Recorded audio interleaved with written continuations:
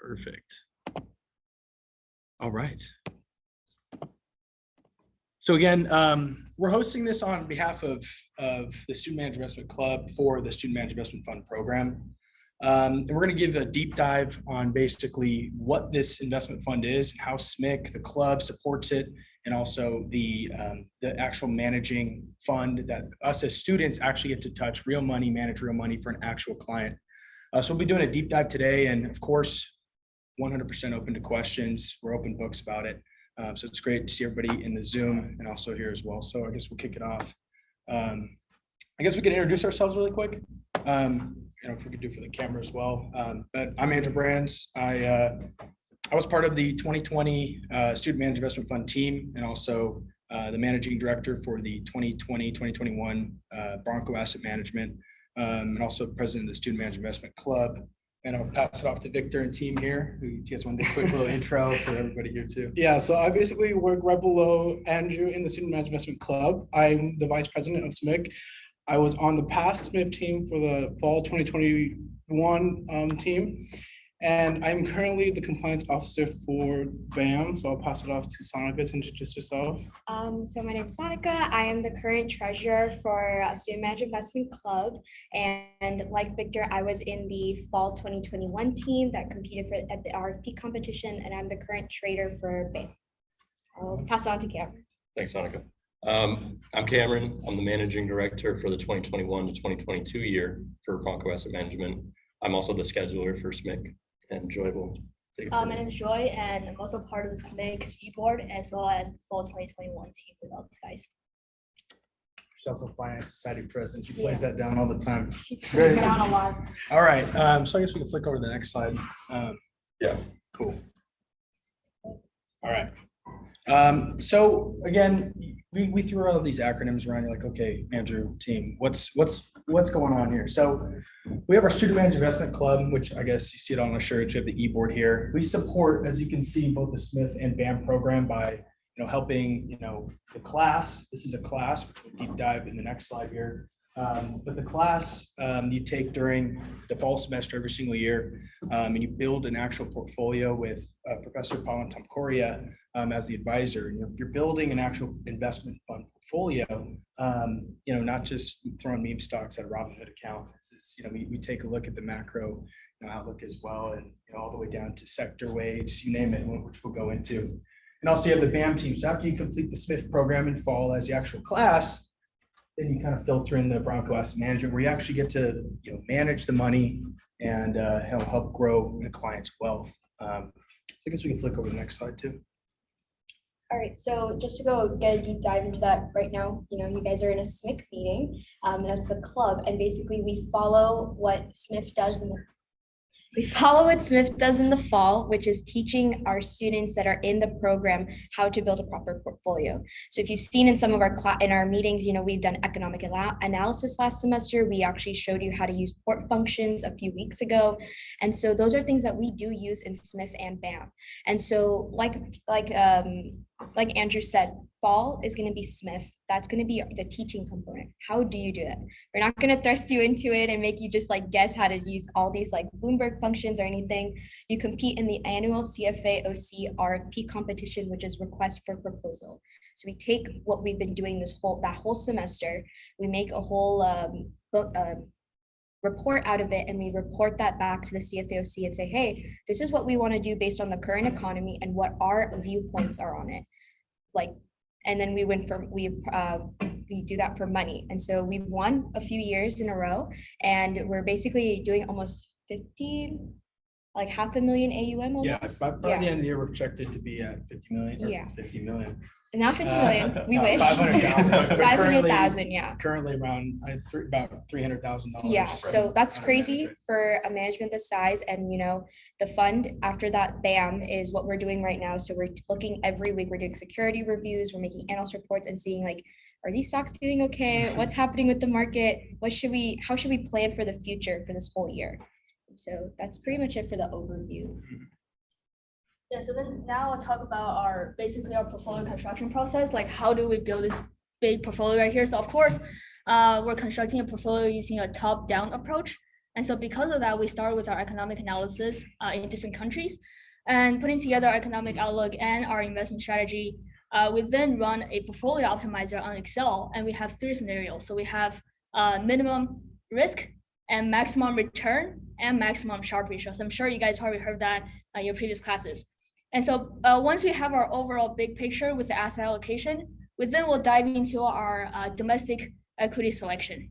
And so for domestic equity selection, we overweight and underweight certain sectors, again, based on our economic outlook and our investment strategy. And we also use research to support our strategy. So small versus large cap and value versus growth, things like that. And then we move on to our equity screener. So once we have our sector allocation, we then move on to our choosing an individual stock. So we basically use a screener on Bloomberg, equity screener. And then after that, we will analyze each of the screened stock using our BAM 13 analytical framework. So that is something that we created over the past few years. And then we will basically prepare a report on that stock or that company that we really liked, and we do evaluation, and then we'll present that to the class. And then as a class, we'll look over it, and then we'll vote, and then we'll choose the stock. And so for fixed income, we basically will select some fixed income ETFs that also align with our economic outlook and our investment strategy. So that is basically like the overview of how we construct our portfolio right here.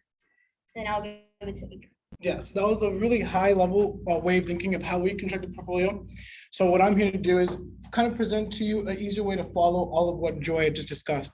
So we start basically with what the client wants. We always see what the client wants, what kind of risks they want to take, what are their long-term goals, what are the short-term goals, and we kind of tailor ourselves to what we can create for the client.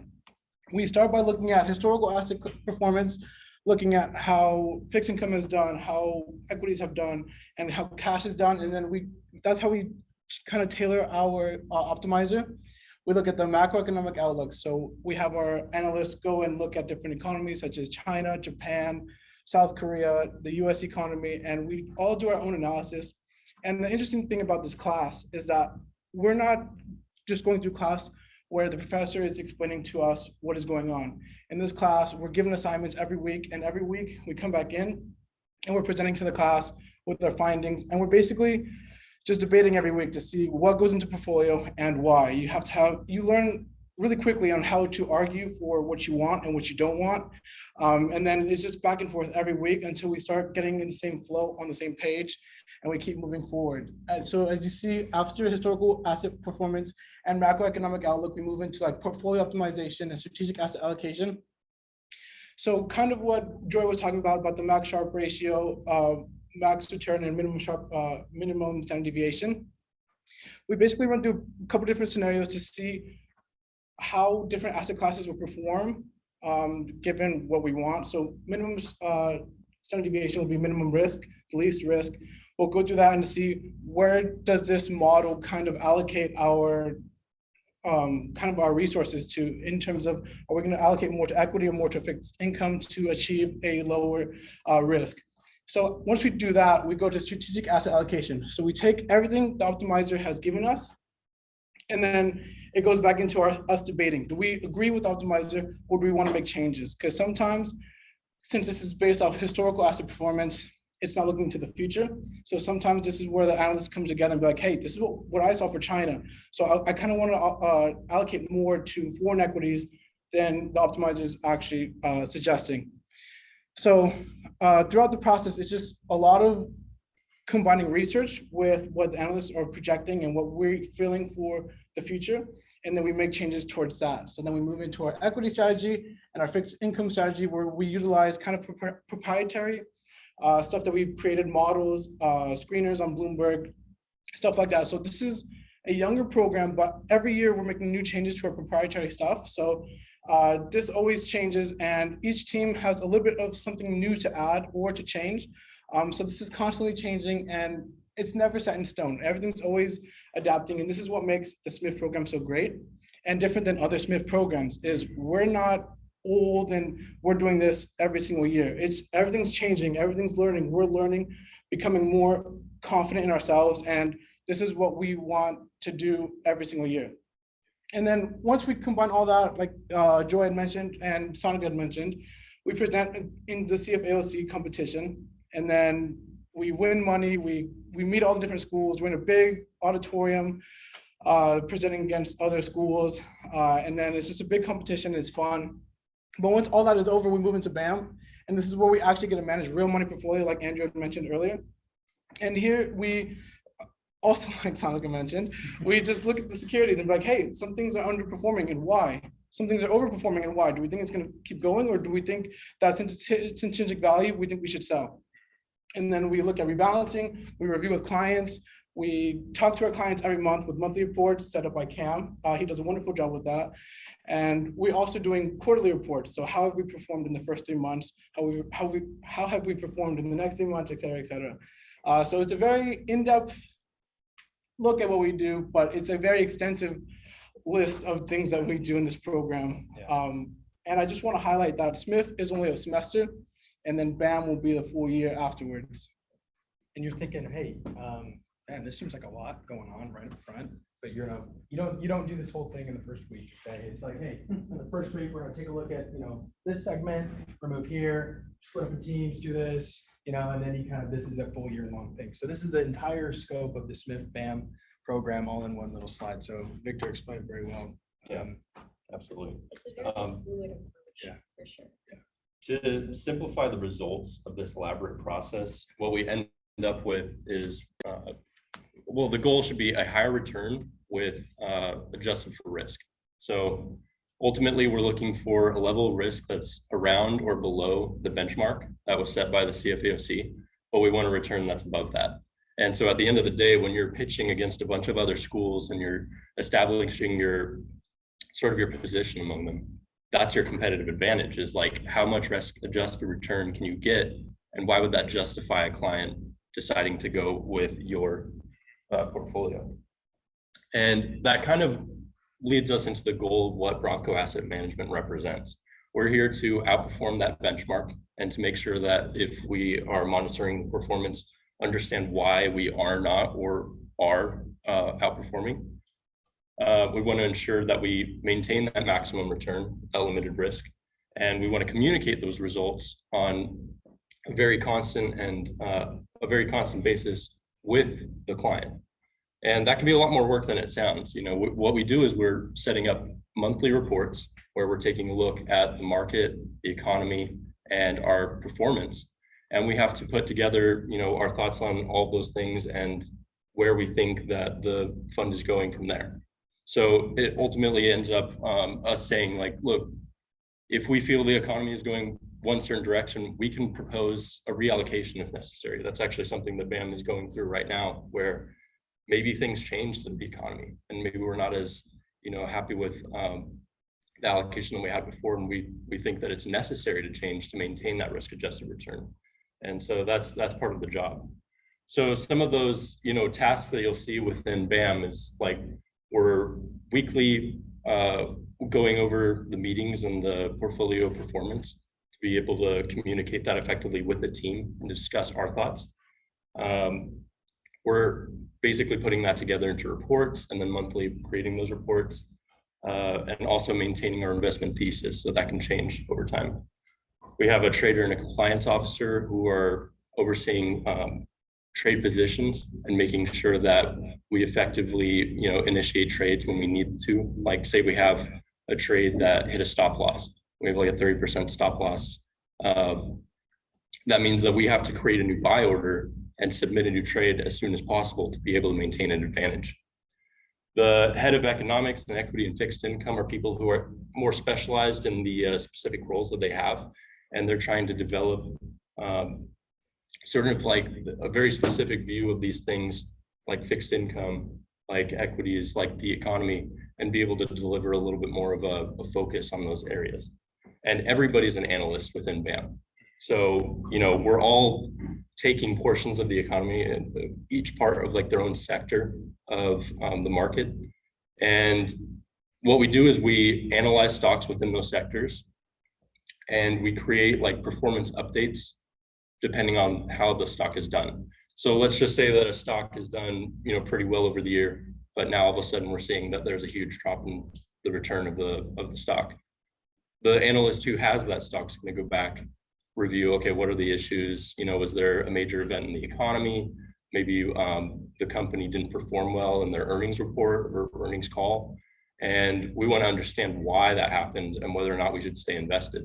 So ultimately, they're going to come back with a buy, sell, or hold report and present that to the group where everybody sort of comes together and discusses.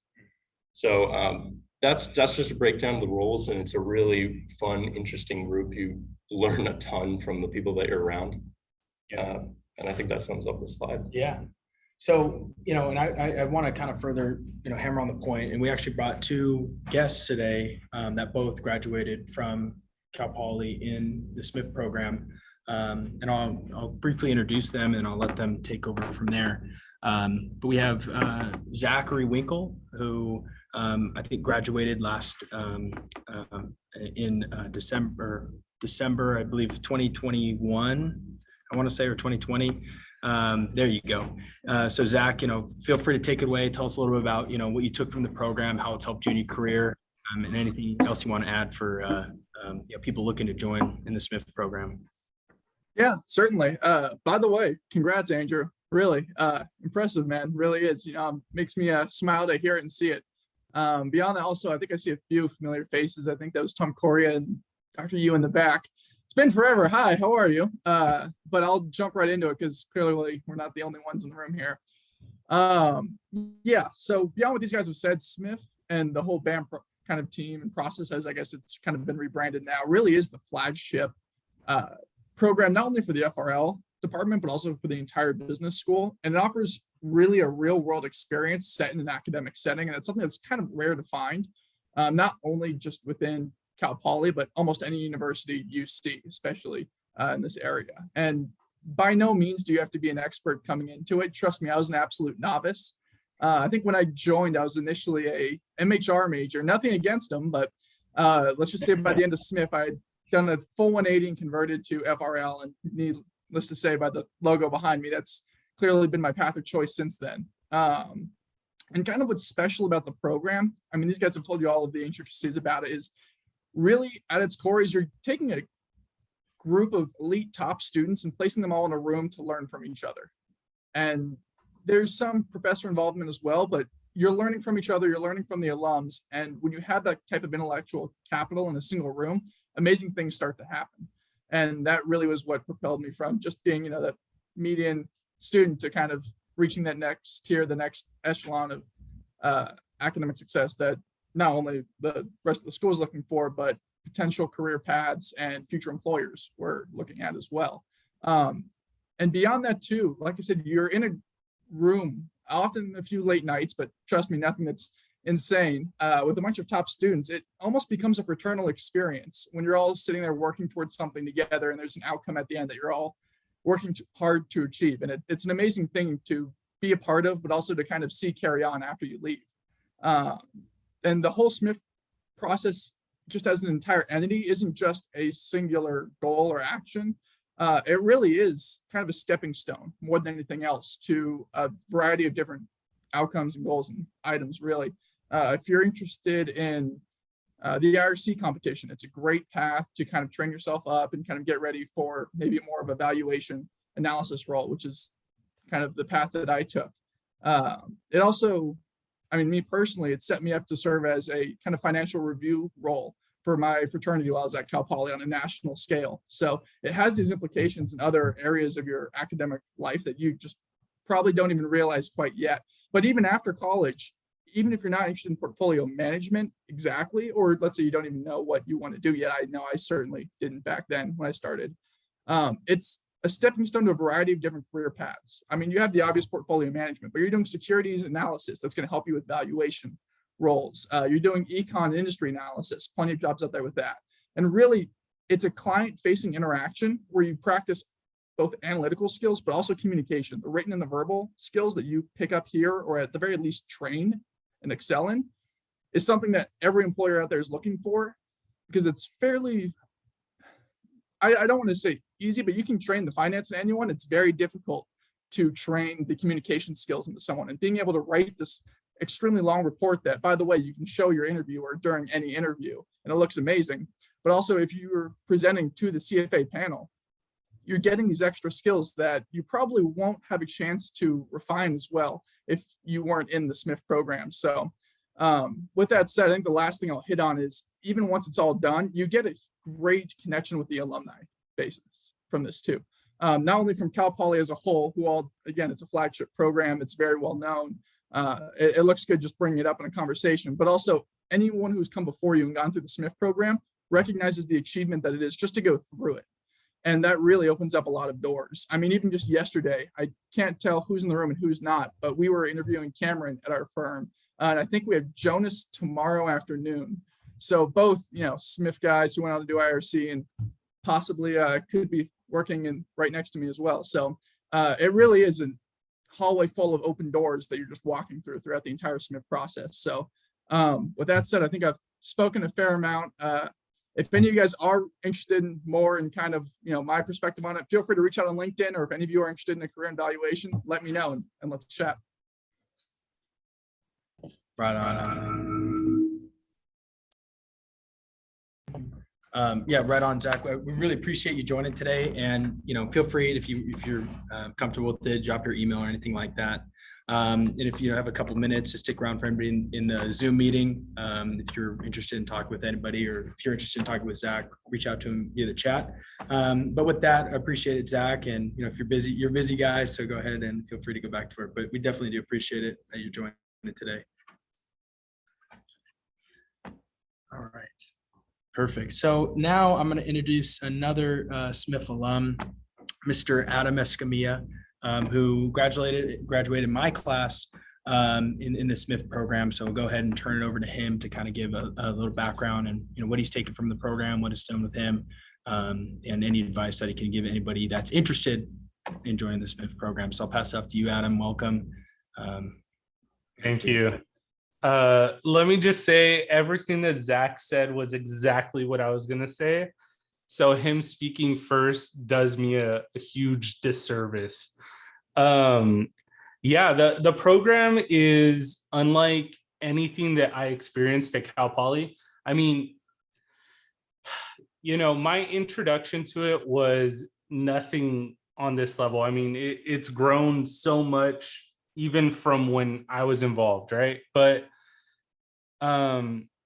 you know, you go through these classes and you learn about these topics. Like by now, I'm sure everyone's taken FRL 3000 or you're taking it right now. And some of these things are just so out there. You're like, you know, where is like the real world tie-in, right? And the classes do a pretty good job, but I always felt like that next step just seemed so far out of reach. And so that was like really what interested me in the SMIF program. And, you know, I came in, I knew absolutely nothing about stocks. I knew probably less than everyone now because the meme stocks hadn't even happened yet, right? And I just absorbed everything. The way the program is designed is it's going to give you as much as you'll take from it. So if you come in and you do the bare minimum, you're going to get a bare minimum experience, right? And I'm sure if you're here, you're listening to this, you're not that kind of student. But if you really come in and like, I want to say like, you know, dive deep into this experience, it's going to give you so much more than just being able to speak finance, right? Like you heard this introduction by these guys standing up at the board, and it's just like so high level. And the reality is that I've heard every single one of them speak like at their beginning point, and none of them were anywhere near where they're at now. And it's crazy the time, like that, you know, the difference that 1 semester, 2 semesters can make. Me and Andrew, we started together and we knew nothing. You know, we would always joke about it, like, we don't belong here. What's going on? You know, it's really cool because you leave and you get to this point where you can have these conversations with people and not only like understand what they're saying, but contribute. You know, I ended up not going down a wealth management path, and the data analysis that you learn in the program is like better than any class that you can take, because you're doing hands-on projects where you kind of come up with what is the answer that I'm looking for, right? I don't know what it's going to be, but how do I test this hypothesis that I have? And you come up with these methods of doing it, right? And what you end up finding out is like a bunch of ways that don't work and maybe one or two that do. And that is like so valuable when you're out looking for a job and you can explain to somebody like, I did this process from start to finish and here was where I messed up and this is why and this is how I adapted. That employers love that. Every interview I had, they loved the process of like, I started knowing nothing and now I know, I mean, I know more than, you know, most, right? The other thing that you really pick up on that you kind of don't get in the classroom is the soft skills. Like you learn how to brainstorm with your team really well, right? This isn't like a 1 week group project. This is a year and a half of your life where you're working with people.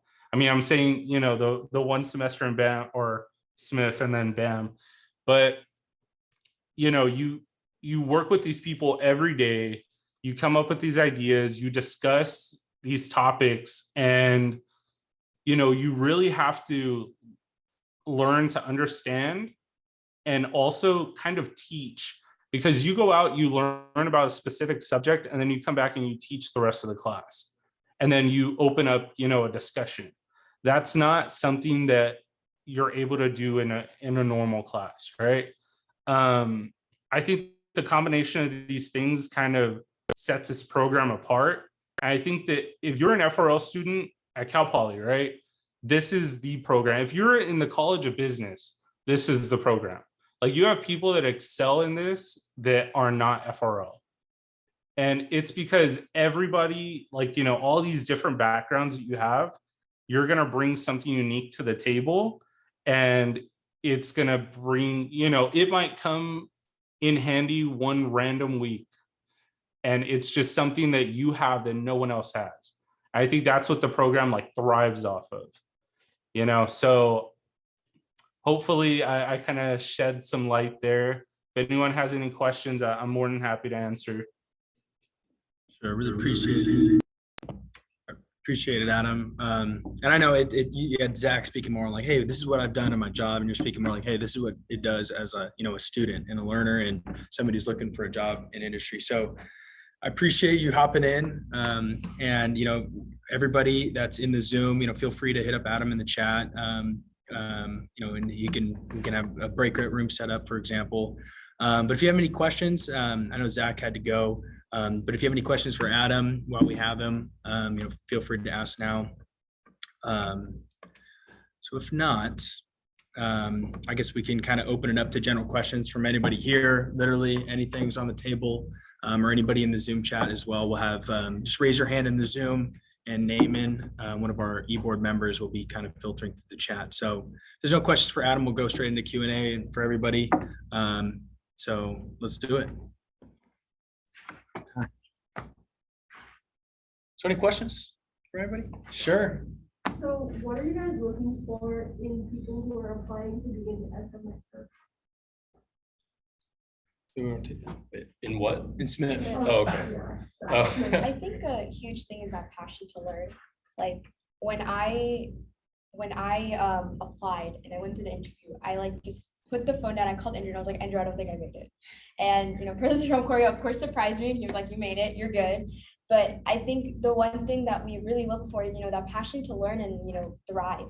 This it's not about winning. You know, Tom Corey, that's the first thing he says at our meeting is, I'm not in it to win. Of course, that's a great side of it, but it's more about what you gain from it. If you can walk into that class, going through that semester, and then walk out with knowing something, that's more than enough. And I think that's just a big thing. That's what we look for. People who want to learn, who are interested in learning and want to expand on their knowledge capital, so to speak. Yeah, I think that high drive is pretty critical to this program, because it's definitely one of those things where like you're coming in with the sole purpose of, I want to learn more, and you will get it. So it's coming in with that attitude of like, I'm gonna come in and crush is definitely helpful. Anything else from any BAM members, SMIC members, SMIF members about answering the SMIF question? I have something else I can add to that, I Sure, guess. sure, go for it, Victor. I think what is really important if you're going to try entering the SMIF program is just having the courage to do it, because when you get into the interview, it's going to be pretty scary. I thought I blundered horribly on the interview, and it's a scary process getting into SMIF, but just don't be scared. Just buckle down, go over whatever you learned in FRL 3000 and just be as prepared as possible and just be yourself. Like, the best thing I can say is just be yourself, and Tom Corey will see who you are pretty fast and really easily. So it's better not to front and try to act like you know. If you don't know, it's okay. This whole area, SMIC, SMIF, BAM, is all here for like learning. So you're not expected to know everything. Just be yourself and hope for the best. Yeah, now have that drive to learn, you know, and if you're looking to tap into the business career, I think this is an excellent place in the SMIF program to start. So Definitely do your homework on FRL 3000 before you go in. Yeah. That helps out a ton. of course. Time value of money, anybody? No, just kidding. I don't have two questions here, so I think you were first. Go for it. Yeah, so do you guys offer SMIF from both semesters, so fall and spring? I'll actually, so far we used to do 2 semesters of the SMIF program, but it's since been consolidated to just the fall semester. Because it's a lot of time up front for, the advisor, Professor Tom Correa, it's a lot of work, you dedicate a lot of time, or he dedicates a lot of time to make sure everybody's learning and growing. So it's since consolidated down to 1 semester of just the actual class. And then, that rolls in. So for example, at the end of this year, 2022, SMIF class in the fall, next year you'd be managing, and then there'd be another class next fall. So other talks of doing 2 semesters again? I don't think so, right? There is talk of it. We haven't decided to do it yet. Yeah. But school processing. Yeah. So for now, no, it's just 1 semester. But I mean, you do also get the added benefit of running BAM afterwards. So it kind of is longer than just 1 semester. You'll go through SMIF, but afterwards you take a year to manage that money. Well, up until the next team comes in. So let's say, further down the line, they do decide. I want to clarify something, Andrew, you said to your question. It is a 2-semester program. Yes. All semester you yeah. build a portfolio for 3 units of credit. Yeah. In the spring, you manage that portfolio. But the January 1, I will buy everything within that portfolio. Yeah. And then you manage that through the spring. And you get 3 units for that. And 6 months after the summer, we ask you to volunteer to continue to manage that portfolio for the rest of the year. So you get 2 semesters. Yeah. Once you tail off in the fall, take it easy in the spring, but don't tell on chair. Oh, so that's the chair. So if you are FRL major, those classes will count towards your career. Yeah. So yes, 2 semesters, not 2 separate cohorts of classes. Sorry, I was convoluted there, but it's you get 3 credits for building the portfolio, 3 credits for managing the portfolio up until May, next year, and then it's volunteer until then. But come on, it's real money. You got to keep managing it, man. So, and I think too, another clarification, but Cam brought up a great point. You manage the portfolio till the next team takes over, right? So, after, like, for example, I passed off our portfolios to Cam, because I was the 2020, 2021, and Cam was the 2021, 2022, right? So that's, you shift every single year after the program. So I think one thing to respect about the program is that just in general, it's a commitment. It's a commitment of time. It's a commitment of effort. And you have to respect that, this is not your money to play with. It's not like, you just learning. It's also viewed as a firm. We're here to do a job, And we take it very seriously, signing a contract, which is kind of what we do for that extended period that we have to run that portfolio, is something that we take very, very seriously. And I hope that anybody who comes into the next group takes that oath very seriously as well. And Cam's making it sound really serious, Yeah. but I kind of want to say the way I look at it. Oh, that I think that's how he thinks about it. That's how I view He's it. an excellent leader in doing so, right? For me, I'm like, look, why on earth am I in school right now? What is my goal, right? Why do I go to school? I want to get a job, right? Well, how do I get a job easier? Okay, why don't I just dedicate a lot of my time and effort into something that I believe that'll do that for me and help me do that. So for me, it wasn't necessarily like, oh, I'm obligated to do this for a client. I'm doing it for myself first, right? And then that easily spreads, and as you can see in running SMIC, BAM, it easily spreads, and that dedication, motivation just keeps on rolling. So however you want to look at it, right? So I think you had a question. Yeah, so I'm Lawrence, and then Yes, nice to meet also you, Lawrence. congratulations to you and Thank Brad, you. such a big fan. Also, it's about SMIC today. But also, I have an actual, I have a question for Andrew Grants right here.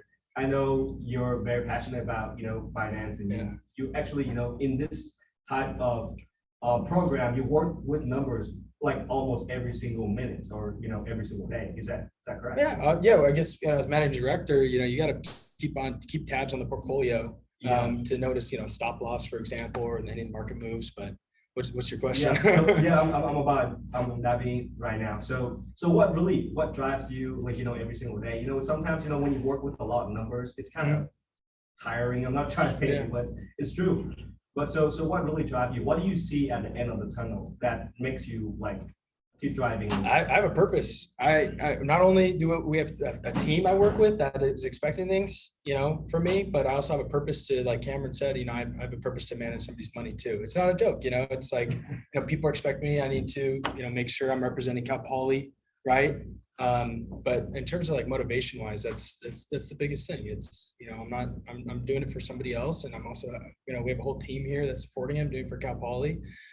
So when you look at it like that, it's fairly easy to do. And, when you're engaged in it, when you help build this portfolio that you're actually managing, you care about it, right? Yeah, I built this thing, it's my baby, so anyway, awesome. Yeah. So definitely apply. Yeah, definitely to add on to that is that you pour so much hard work and effort into learning. It's like when it comes to the next part, it's like, why stop there? Why stop at just learning for yourself?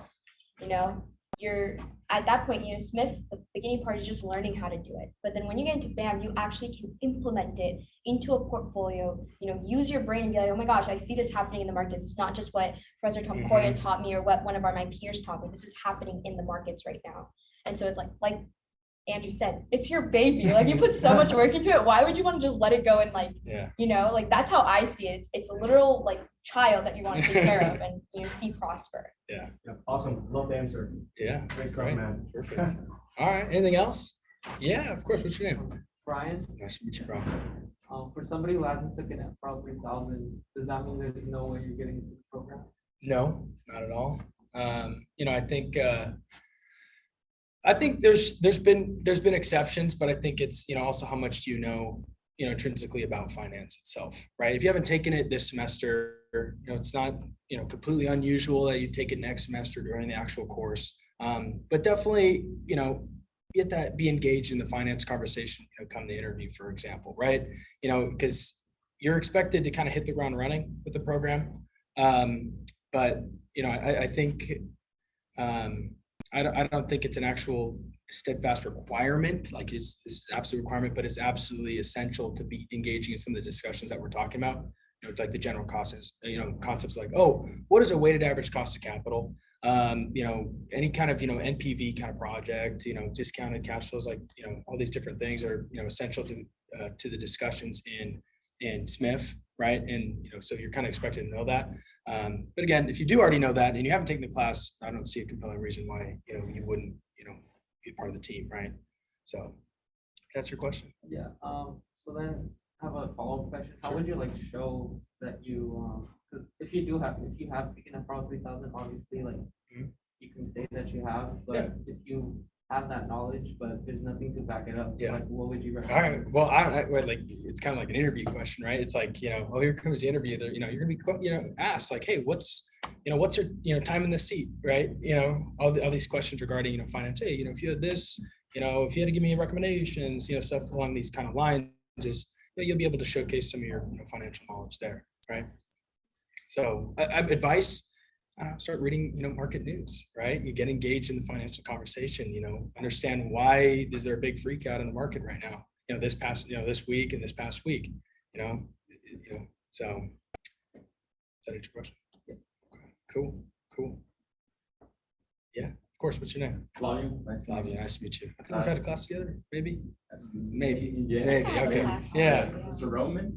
No, not this No. semester. Okay, Are you in this semester? No. Oh, yeah. okay. Anyway, it's good to see you. I've seen your name I before. joined That's right. like the SMIC and Finance Society. That's right. Okay, so I have seen you several times. Yeah, nice to see you. Yeah, so even if, say my expected graduation was 2023, will I Okay. still be eligible to join? Spring 2023? Yeah. Absolutely. Okay. Absolutely.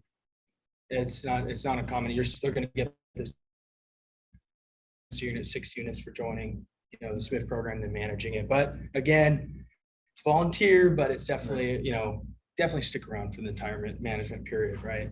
And like Adam, for example, he is a good example of somebody who graduated and, that is in the spring semester, yet he still stuck around all the way to December, to manage portfolio. And I think we had a managing director too, John Oliver. He graduated in a fall and he still graduated, still managed the portfolio as managing director for the rest of the year. So totally not uncommon. So, anything else? Jerry? Kind of push the line on that question. I'm expecting a fall 2022 graduation. So as long as I can keep in steady contact and in touch with the team, could I be able to continue managing from completely externally post-grad? I don't see why not. Are you passionate about it? Do you want to help Cal Poly win, another semester in terms of, the CFAOC SMIF competition? Sounds like a lot of fun. Okay. Do you like portfolio management? You willing to stick around, a year after? It'll be an interesting challenge, but I'm hoping I can try it. Okay. Well, if you can answer those questions and we're going to do it, I don't see why not. Right. All right. And if you're passionate about it, of course. So, yeah. Anybody else? Any questions? Anything from the Zoom? Let's see. Look like anything from the Zoom. Oops. Nothing yet. Okay. All right. Yeah. Any questions? Yeah, we got about 10 minutes or so left. So I guess we can kind of segue a little bit into the actual application. I think you might have had a question. Yeah, so you. Sure, Julio. I'm sorry. Okay, Julio. So you guys spent a whole semester building this portfolio. And you guys come back to the next semester. If anything changes in your company or in the economy, you guys go and just, continue with your trade anyway, or do you guys readjust everything and You're saying if there was like a major shift or something? like COVID or maybe interest rates rise, Well, inflation and all that, something changed? that's a great question. The portfolio is a long-term sort of goal, right? Like we are active managers. So yes, we ask our client to reallocate if we feel that it's necessary, but we don't shift like in a very fluid manner. Everything's very slow paced. We try to show those movements to the client in a much slower pace than somebody at a hedge fund is going to do, right? That's not really the goal. The goal is risk adjusted return. And you can't really get that if you're trying to make trades constantly. You're going to be losing out on, you're going to be making some mistakes at some point. So we try to keep that long-term vision. That's the whole point of the SMIF program is hey, can we just project 1 year ahead? You have a lot of these big investment firms doing 5-10 year kind of projections. Okay, let's try a year. Okay. And when you go to the client and say, hey, we think this is going to happen next year. We think this is the best balance of equities and fixed income in our portfolio. And they're like, cool, I like it. Here's your money. Right. And then you go back a month later and say, oh, we actually want to change everything because of this and this and this. It's got to be a pretty compelling reason why you might do that, So yeah, you don't change very often. It's often a stereotype of student managed investment fund programs. It's like, oh, the students, they just buy and sell, buy and sell, buy and sell all the time. There's no real structure to it. But that's definitely not the case here. We have a very structured process. We have to vet through our advisor. We have to vet through the CFOC investment, committee, I guess, like Jake, and then he sends it to a trader. It's not this, we have the Fidelity account open on our end and we're just buying and selling all day. You don't do that kind of thing. That's why we stress a lot about the program and the necessity of that building process. So, yeah. So with 10 minutes left, and I know if you guys have classes to go to and whatnot, I do want to flash up the QR code on screen. Yeah, if you do, and it's very small. But I guess if we can get the link in the chat, name it if you have the link. Okay. We definitely encourage you to apply if you're interested in anything that we talked about today in any small sense, and could see yourself growing. I guess both academically and also in your professional career too. I think this program is the pinnacle of the FRL program here. It's done so much for me. It's done so much for my peers and everybody in this room. That's part of the program. They move mountains, and there's not anybody else on earth that I'd rather work with than people in this program. And you can't say that about him, and I really mean that. Very, very outstanding people in this room. So I guess if I'll turn over to Tom, Corey, and Dr. Yu, if you guys have any kind of final comments you want to make, if we missed anything along the way, and if not, we can kind of wrap things up. Yeah, I have something to say. Sure. That's a first. Yeah. Yeah, you can see Can you stand right here? You can stand right here. Yeah. So people in Zoom can see. Look, I'm gonna sound mad just because I'm passionate. Don't take it the wrong way. We do a lot of things for you as a university. You do a lot of things for us as a students. The deal is we provide programs, classes, labs, advisory in the hope of preparing you to accomplish whatever you want to do with your life. That's the purpose of why we're here. This program, there is a deal here to be made. The deal is, if you give blood, sweat, and tears to this program, I guarantee you will learn more than you have ever learned in your life. You will know more about finance, how to invest, how to run a company, how to assess a management's performance, how to make a presentation, than you will learn in any other class you will ever take. I guarantee you the return on your investment will be the best ever in your life. For 2 semesters worth of work that you will be putting in, and you'll be putting in a lot of work in that first semester. For that amount of work that you do, you're gonna get payback that you would not have expected when you joined college. You would know more than 99.9% of your colleagues. You'll be able to carry conversations with the CEO of a company. You'll be able to carry conversations with the portfolio manager of $1 billion fund. You will not learn more anywhere else. So that's the deal. If you really want to know finance, if you really want to learn something that you will apply for your life, if you really want to achieve something in life besides a degree, this is the place for you to be. There's no other program like this. I put 80% of my time, I teach 4 classes, but I put 80% of my time in here. These guys take 5 classes and they put 90% of the time in here. But this is that program, that's the deal. You put blood, sweat, and tears, and I guarantee you this is the best thing that ever happened to your career. Forget the degree. That's the deal. So makes me very disappointed when we as a school and as a department put this much effort to give you something that is going to benefit you in real life. And then we feel like we still have to sell it. Okay, that's all I have to say.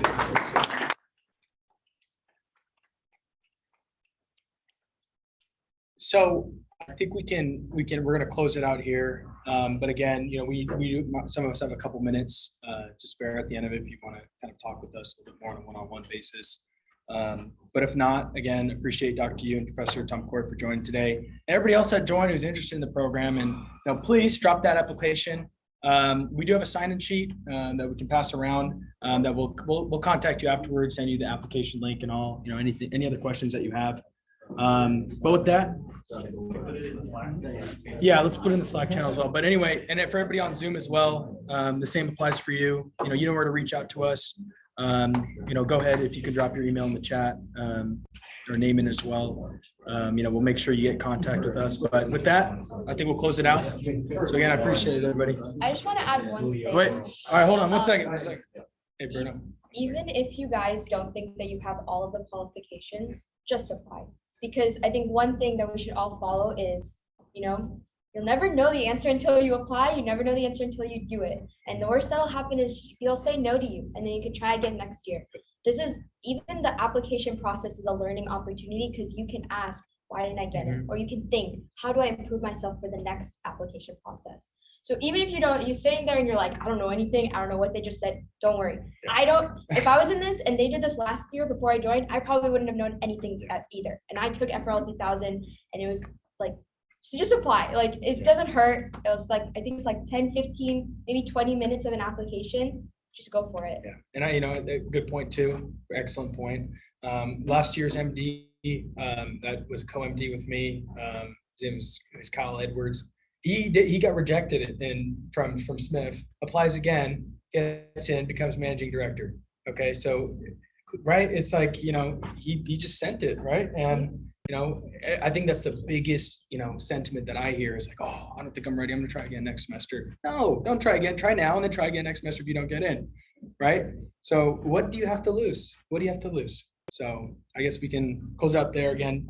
Talk with us, and if you have a class, definitely get out here. But I appreciate everybody for joining. Seriously, it means a lot to us. And send over that application link. So thank you. Andrew, you want to get away from yeah, sure. Yeah. Sure.